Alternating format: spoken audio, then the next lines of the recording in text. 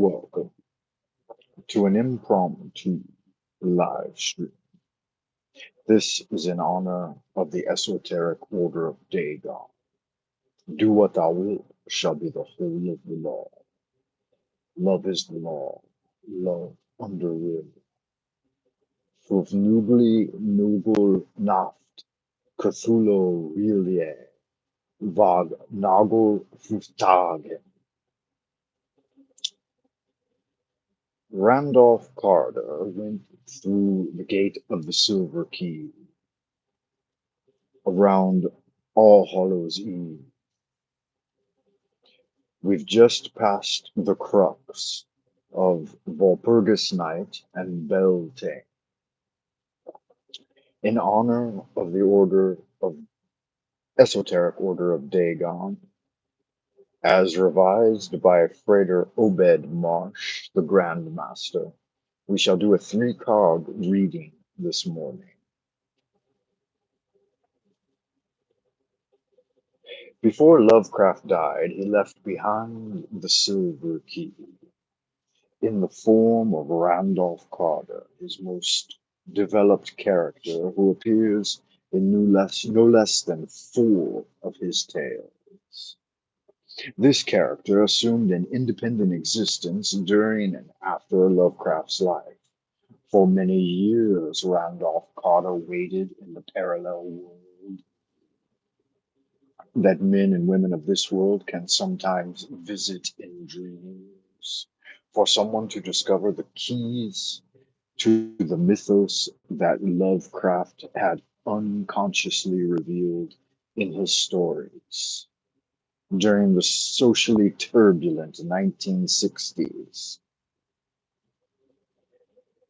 a young man, with the help of a certain rare dream elixir made from the fungi of the Daegon, fell into a deep sleep, and in dream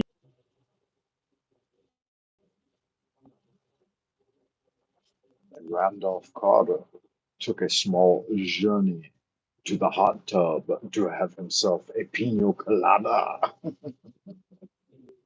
The naming character of Randolph Carter, assumed in the manifesto of the Aeon of Cthulhu, the Esoteric Order of Daegon was revived, and the Temple of Daegon was reestablished. The Esoteric Order of Daegon is a modern Lovecraftian magical order and has been in continuous public existence since 1981. Many members of the order have been involved in various esoteric pursuits for many years, for some 50 years now. Filmmakers, musicians, scholars alike have joined the order.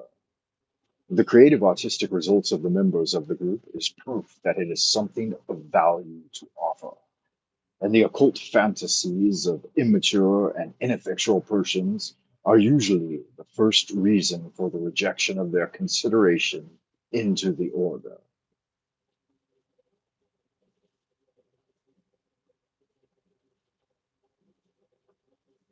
So, with that said, and that in mind, I thought I would do a short 3-card reading for everyone out there in Happy Land. I hope you are doing well today on this Beltane feast. It is said that the veil between worlds is thinner at the time of Beltane and All Hallows Eve. So welcome, and let's see what the future energies have to hold. Join me.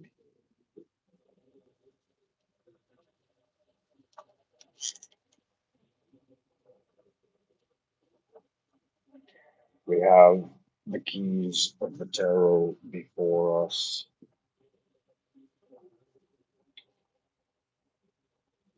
And in the spirit of friendship and well-being for everyone out in Happy Land, whether it be Monsieur Tedrick, Owen, Mary Moon, Diane, whoever among you is out there and joins me occasionally, It looks like Monsieur Tiedrick may be out there in Happy Land.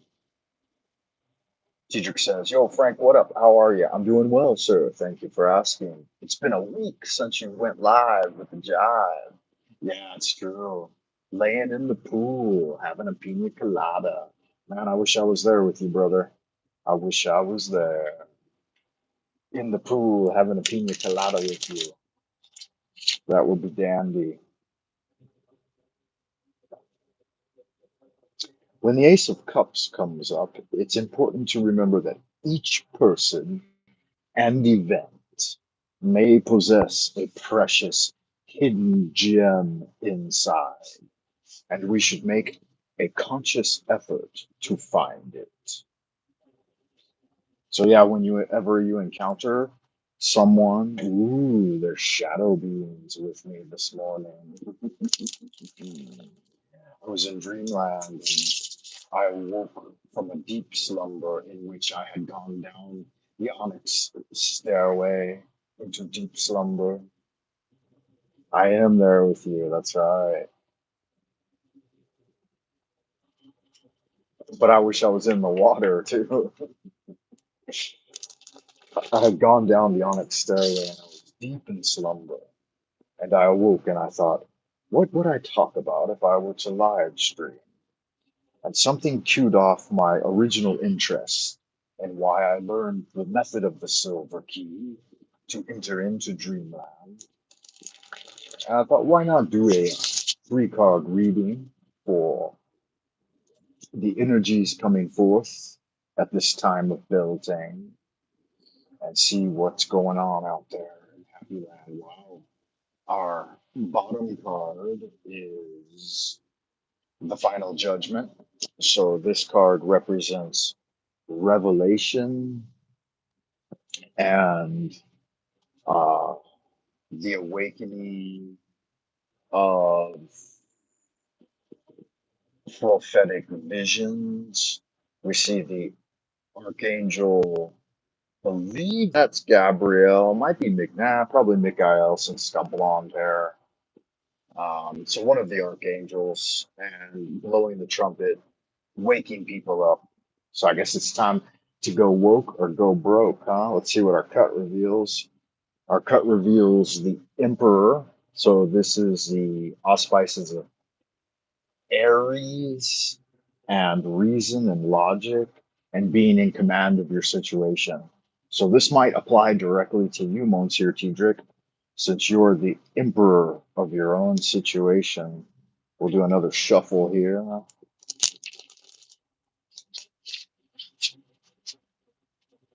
And then I will cut with a short prayer. Heaven and earth, divine spirits, and ancient masters, your son has a question.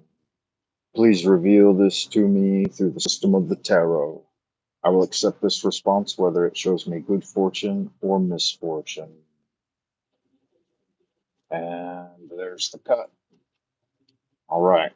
So the first card we're going to draw is going to represent the current situation of energies, the crux of the thing. And then I will set down one for the passing energies, those things which are going away but still influence us. And then I will set down a third card for the future energies or those things coming into being. All right, let's have a quick look at what we've got going on here in the Happy Land. Not sure how much power we have with the phone, but do what you can do. Just roll with the punches, as Frank Monday likes to say. Okay, so real quick,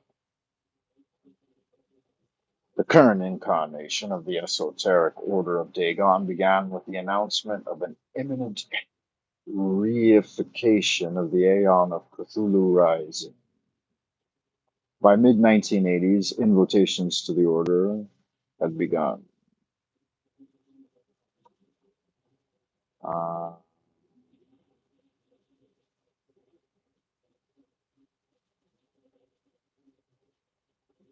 I'll just try a little bit of this before we get started. At Babylon, there was a great resort of people of various nations who inhabited Chaldea and lived in a lawless manner like the beasts of the field. In the first year, there appeared from that part of Erythraean Sea, which borders upon Babylonia, an animal destitute of reason by names Oannes, whose whole body was that of a fish, that under the fish's head he had another head, with feet as below, similar to those of a man, subjoined to the fish's tail. His voice, too, and language was articulated and human. A representation of him is preserved even to this day. Yeah, Daegon, huh? Nice.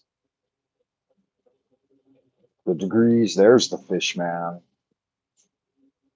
Yeah, so this is in honor of all you fishy folk out there, such as myself. Uh, let's take one of the three oaths. Yeah, Dagon. I do solemnly swear that I will neither interfere nor inform upon the activities of the Order of Dagon, or will I reveal any of their writings and communications to non-members. I acknowledge that I have been given 1 year to prove myself worthy of the trust given to me or be cast out forever. Yeah, Dagon. Fun stuff, huh?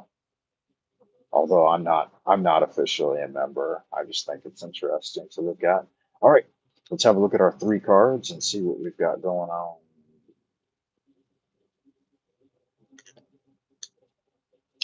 Okay, so the first card I'm going to reveal is the Passing Away Energies. Nice. Fish and chips is lovely for dinner. I had fish too. I've been having fish a lot lately. I like fish. I enjoy fish. Here's our passing energies for the time of Beltane. So we have here is the King of Pentacles. Now let's see if I can find a better way to shine light on this card. That looks pretty good there.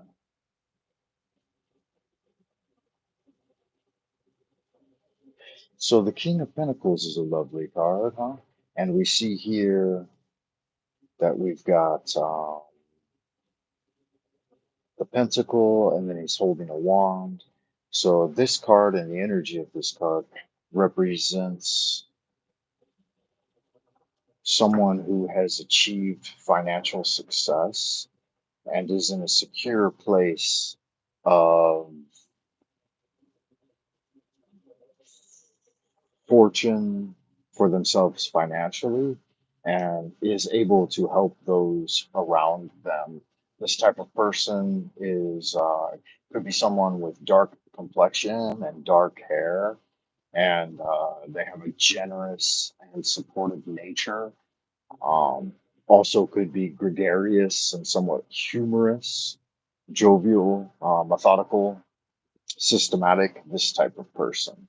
So those passing energies mean that hopefully during this cycle, you're finding yourself in a situation of financial abundance. Also, it's real good because it represents that we just moved into Taurus. You can see that his throne is decorated with the Taurian bulls. Try to find the best way to angle this. Yeah, so there are Taurian bulls there on that. Once again, if it suits you, enjoy the reading. Take what you like and leave aside what you don't. Right? Hopefully that speaks to you. You find yourself in a situation of financial stability. The next card we've got for today is the crux of the thing. So this is at the Vale of Journey for Beltane or Valpurgis Night, and What are the energies we're currently in? Like, how will these affect us? What is the card to learn from? Ah, and so here we have, again, trying to find the best way to look at it. Here we have the Page of Wands. So the Page of Wands represents the in skill set for the career, and so the focus at an individual level could be to work on yourself and refining your skill set, and you can do this with a lot of energy and enthusiasm. It shows kind of the youthful vigor of getting things done. This is always a fun card. I enjoy it a lot. I like to see it popping up in my own readings. And so, again, this is a reading for everyone who may partake of the beloved nectar of Daegon. We can see in this that the youth is contemplating his staff, right? In the background, we've got some desert type energy. It's dry. Things are getting hot. Oh, also over the next couple of days, we are moving into the summer season. So things will be getting hotter. We can see earth energy and fire energy. Let's see where this is taking us.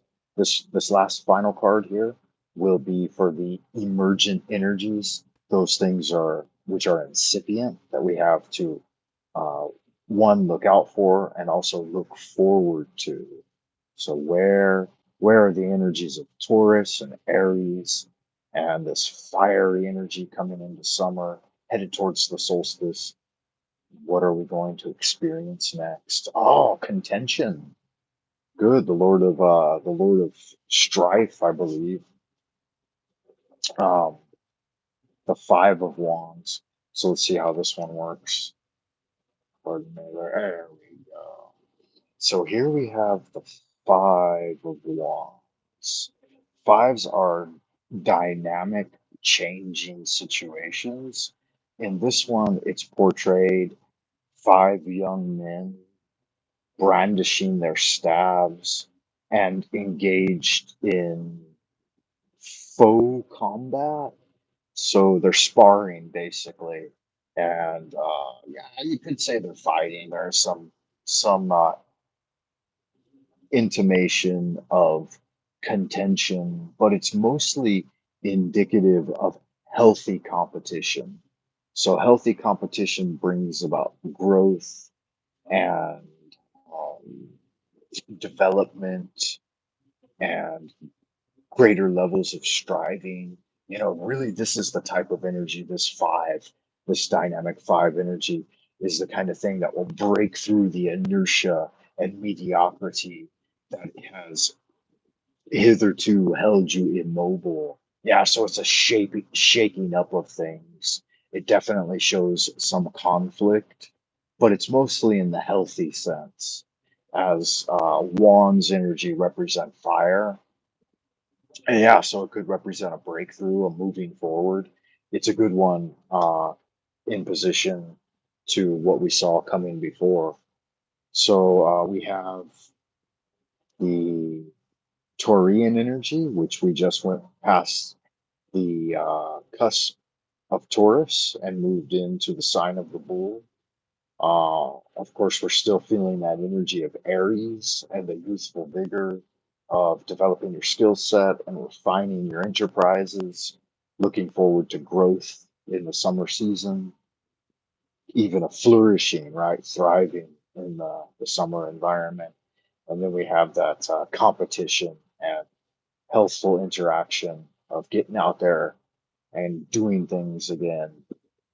Hopefully, the Mother Hydra can so around, see what y'all good looking sexy people are doing out in Happy Land this morning.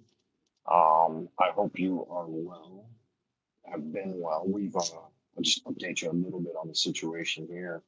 We've been in lockdown for think 7 days now. Is that right? And it's been good.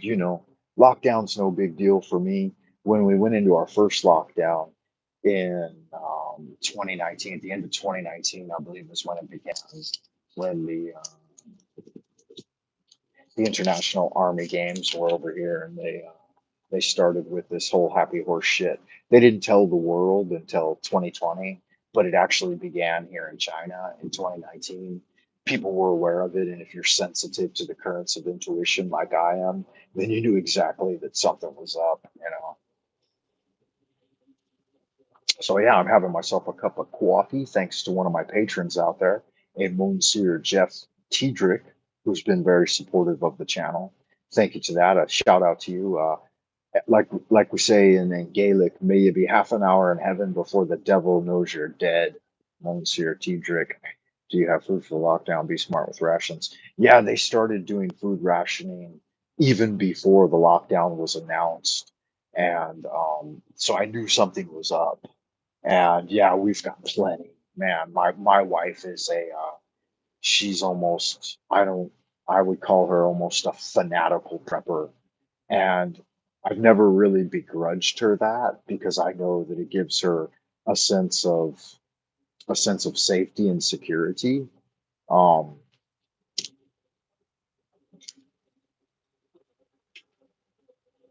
I myself have never been much of a prepper, really. I like to keep enough on hand, to go forward for a couple of weeks or whatever. But she literally goes bananas, man. She's got this apartment stocked with enough supplies to last us probably 6 months. And as soon as the day of the lockdown, she prepped even harder. She went out and spent like a couple of grand on stuff and brought home an entire vehicle full of food and so on and so forth. So yeah, my wife is a hardcore prepper. I could imagine her she's been begging me for us to move back to the States. She's like, why don't we hurry up and move back to the States? China's going to shit. And I'm like, yeah, great to hear what they are. Their well is chomping down all over. You got to feed your kid. Looks like they cut me off.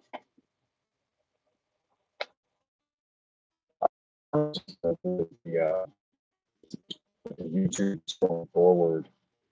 What she's We're talking about possibly there being like the ability to podcast from YouTube, but I'm not exactly sure how that would work.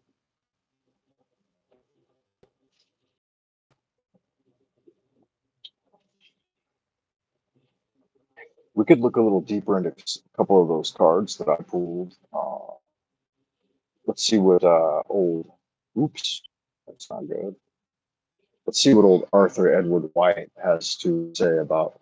It's like I lost you guys. Maybe the transmission broke.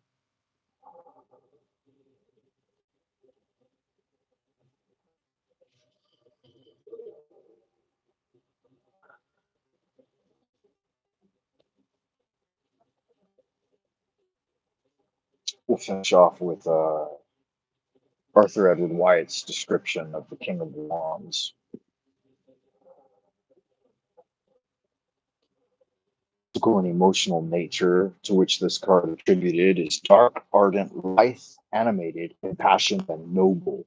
The king uplifts a flowering wand and wears, like his three correspondents in the remaining suits, what is called the cap of maintenance beneath his crown.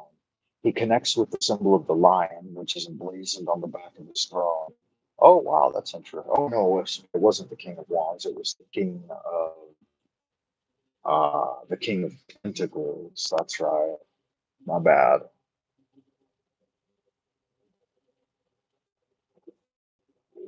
Yeah, King of Pentacles should be Taurus.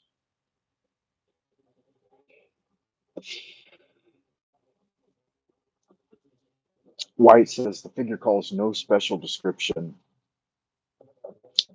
The figure calls for no special description. The face is rather dark, suggesting courage. but somewhat lethargic in tendency. The bull's head should be noted as a recurrent symbol on the throne. The sign of this suit is represented throughout as engraved or blazoned with the pentagram, typifying the correspondence of the four elements in human nature, and that by which they may be governed. In many old tarot packs, this suit stood for current coin, money, and deniers.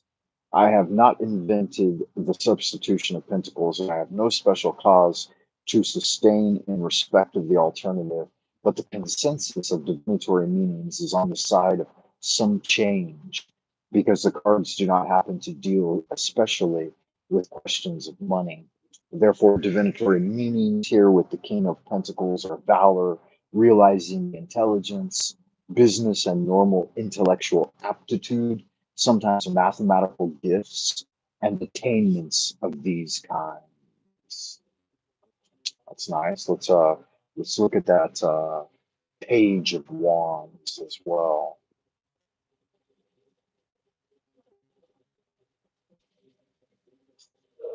Likewise had a page of wands in there.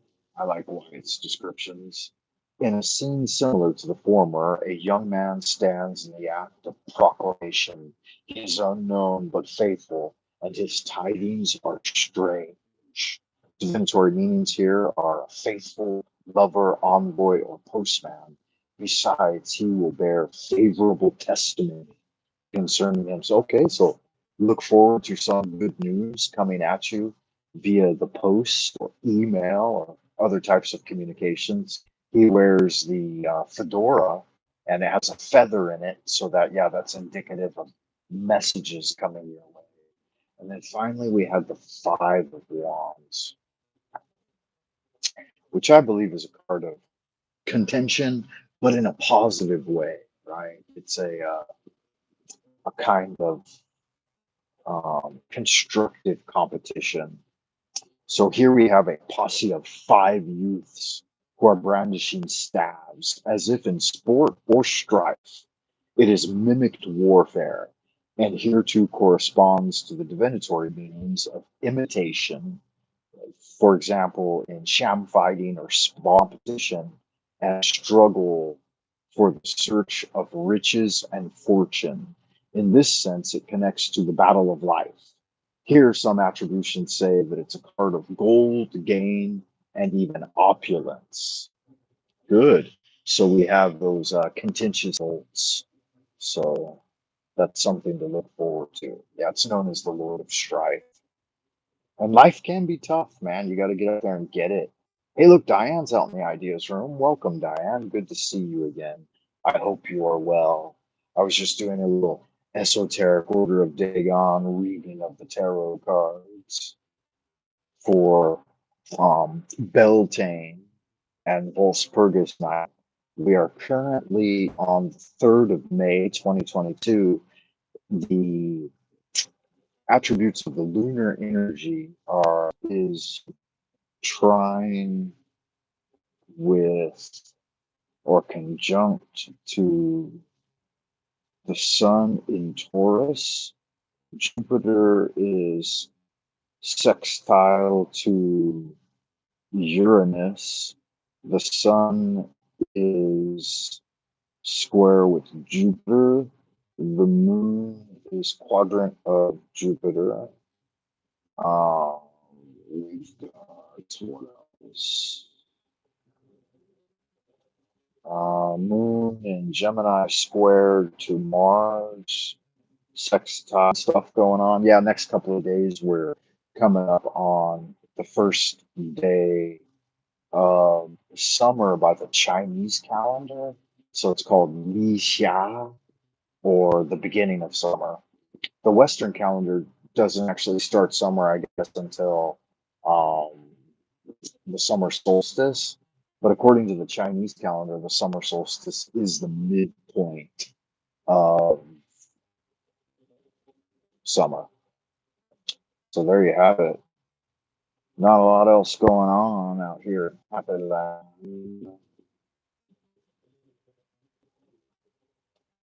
The phrase true will does not appear in the book of the law. However, the phrase pure will does. And for all intents and purposes, the two are synonymous, the two are equivalents. The concept postulates that each individual has a unique and incommensurable inherent nature that determines their proper course in life. That is, that unites their purest personal will with the postulated course that pre-exists for them in the universe. So the idea of destiny. The idea is that to the extent that one is in their pure, allowing the current to carry the ship along in its intended course with minimal effort. To the extent that one is not in their pure will, they are tossed about aimlessly like a piece of driftwood on a stormy sea. In other words, one's effectiveness or impotence in life is determined by how purely they adhere to their true will. And according to Eliphas Levi, the great work is before all things, creation of their future. This is the completion of the great work, to elevate oneself, and like a rising tide, all ships are lifted equivalent. Uh, Lux Veritas, the light is the truth, as they say. Right?